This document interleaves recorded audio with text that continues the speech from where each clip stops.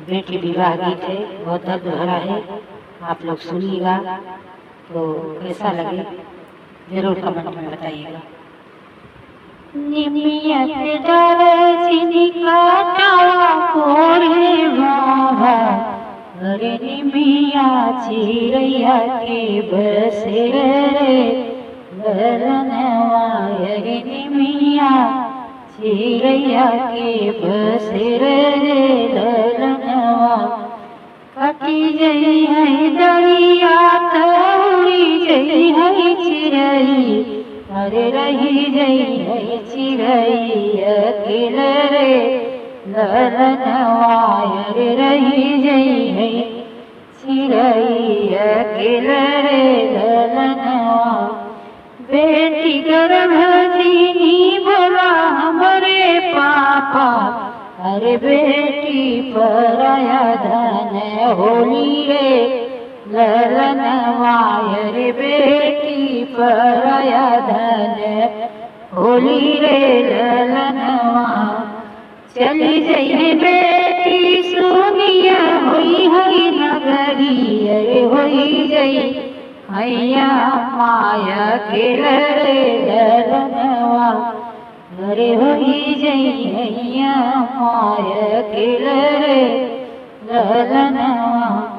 इतनी बचन सुनी अम्मा हो कहानी दई, अरे रोए लागी मरवा के बिछड़े ललनवा, अरे रोए लागी मरवा के बिछड़े ललनवा। बड़ा को जतनिया से बेटी के पाले, अरे वही बेटी जई है दूसर देश रे ललनवा, अरे वही बेटी जई है दूसर देश रे ललनवा। मड़वे के आरी पासे चुमले गावन दुल्हा विदा करा, सासुआ अपन बेटी रे ललनवा, अरे विदा करा सासुआ अपन बेटी रे ललनवा। मड़वे के आरी पासे घूमे रे गावन दुल्हा, विदा करा सासुआ अपन बेटी रे ललनवा, अरे विदा करा सासुआ अपन बेटी रे ललनवा। इतनी वचन सुनी भैया हो कान्हा, रे अखिया से बहे लागे रे ललनवा, अरे अखिया से बहे लागे रे ललनवा।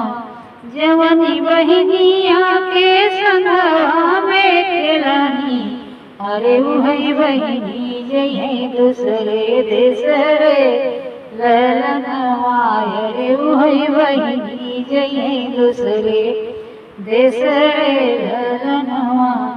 जिनी रोया मायर जिनी रोवा भैया, अरे बहिनी अपने घर जाई रे ललनवा, अरे बहिनी अपने घर जाई रे ललनवा।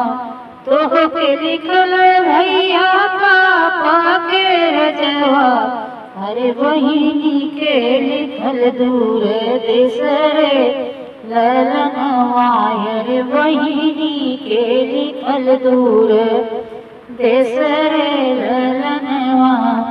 तोह के लिखल भैया पापा के रजवा, अरे बहिनी के लिखल दूर देश रे ललनवा, अरे बहिनी के लिखल दूर देश रे ललनवा। निमिया के डर जिनी काटावा मोरे बाबा, अरे निमिया चिरैया के बसेर रे ललनवा, अरे निमिया चिरैया के बसेर रे ललनवा। कटी रही चिड़ै कटी रही दरिया तौरी जई है चिड़ै, अरे रही जई है चिड़ै अखिल रे ललनवा रे रही गई है चिरई अखिल रे ललनवा। जय श्री कृष्णा। आप लोग को ये विवाह गीत कैसा लगा प्लीज कमेंट करके जरूर बताइएगा। जय श्री कृष्णा। राधे राधे।